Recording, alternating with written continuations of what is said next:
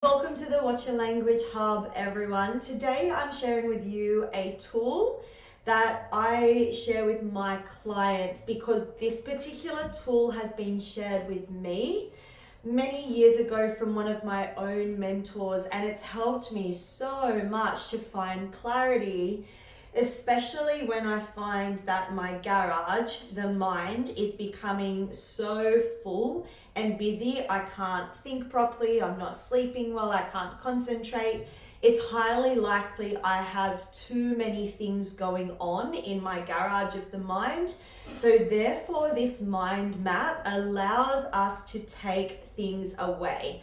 So I'm going to do a shorter version with you, but I highly recommend that you do this and spend a good hour in it so that you can become familiar with the things that are taking up the time in your garage. Because if we're not able to regulate our nervous system, if we're not being able to take in information or learn or concentrate, it means we have too much going on. And usually, most of the time, in fact, all of the time, it's with our willpower that we choose to do the things that we do and choose to spend our time and attention, right, giving it to things that don't necessarily serve us, which is taking away from our intention. So what you're going to do is, I've got an A3 document here. I love having this notepad in my office here.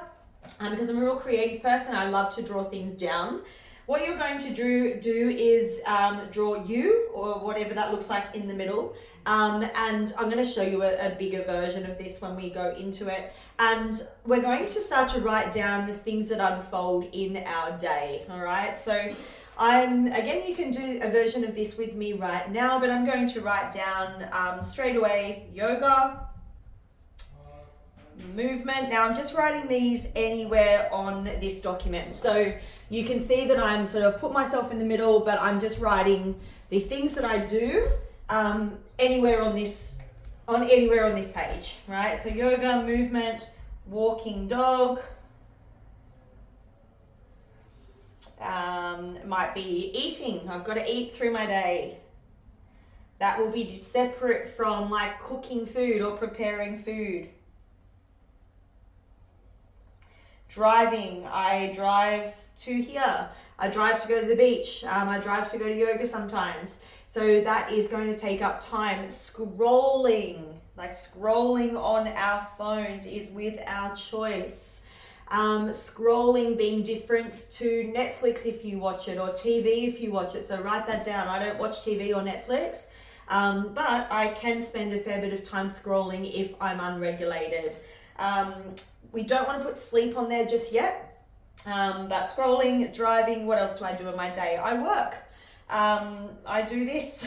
I work with clients on how to regulate their nervous systems and prepare things for school, so that needs to come on here. Also finances. I'm working through finances daily, just to make sure that I'm staying on top of, what's going on and in and out of the Watch Your Language business. Other things that I will do in my day, sometimes I'll, be home sometimes and I'll clean the house for a little bit. This is just like a standard day where you will go across everything, and there'll be certain things that unfold in your day that you do day in and day out. These are the things we're writing down. Another one for me that I do in my day is, of course, getting back to emails. Again, that's separate from scrolling. So I'm going to put that separately, just as emails, how much time I spend doing that. And what you'll find is that there'll be quite a few things. So what I want you to do is create something that looks like this, right?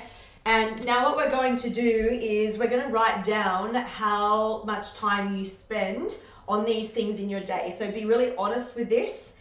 Start to write down the time spent on each of these activities through your day. So yoga, that will be 1. Emails, about 30 minutes if I bum that out. Movement, probably 1. Walking dog, my walking dog should be probably longer than it is. At the moment it's about 15 minutes, which is pretty sad.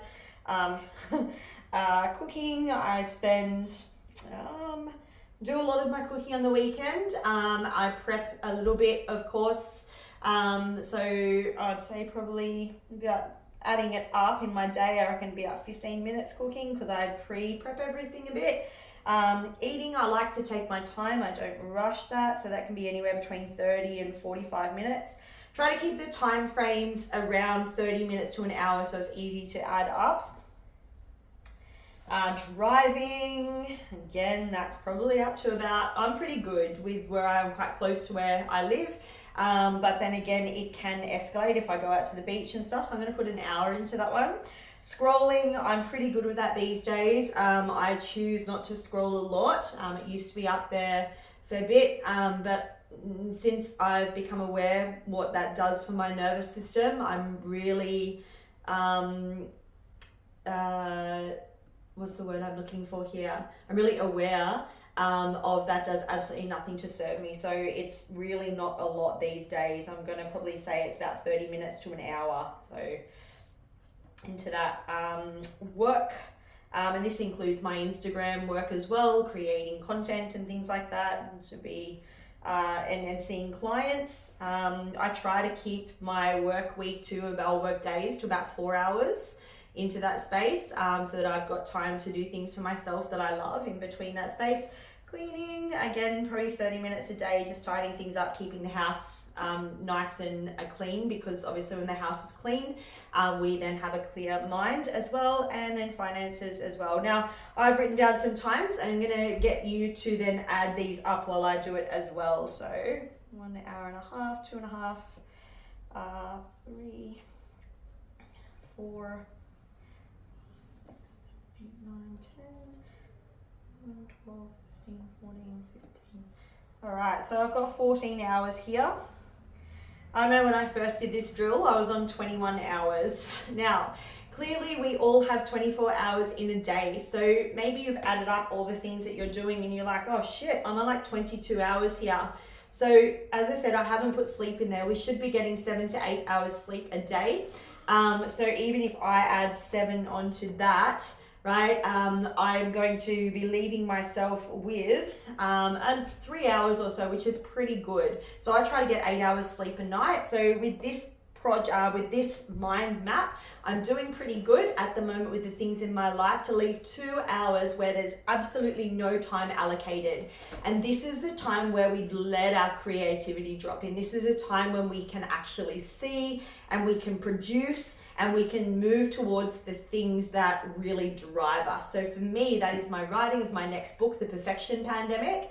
But if I possibly had anywhere from like 16, 17, 18 hours on here, you add on another 8 hours sleep, that leaves you with no time for creativity. And we're possibly spending, too long scrolling, or maybe, doing things that don't necessarily serve us, whether that be procrastinating somehow, some way, maybe it's online shopping or whatever it might be. But this is a very clear example that you can see that we can actually really see what is going on in our mind and in our bodies day in and day out as to why we're not being able to concentrate, as to why we might be experiencing the monkey mind, and as to why we might be feeling a bit anxious and overwhelmed and too busy in the world we're in, because clearly we're not leaving any time for ourselves. So again, this is not my tool. This is something that was shared to me from one of my incredible mentors, Soisci Porchetta. And I'm very grateful for this because I do it every 3 months to tune in, to make sure that my garage has enough space for my creativity, which is my dharma, my passion, my writing and my giving back, and just time for myself to just be without doing. We are a culture that has just leaned into human doings rather than a human being. And when we can put it on paper, we can really see what's taking up space in our garage. So I hope that helps, and I hope you get a lot out of doing your mind map. And let me know how you go and how helpful you might have found this. And remember, as always, to watch your language.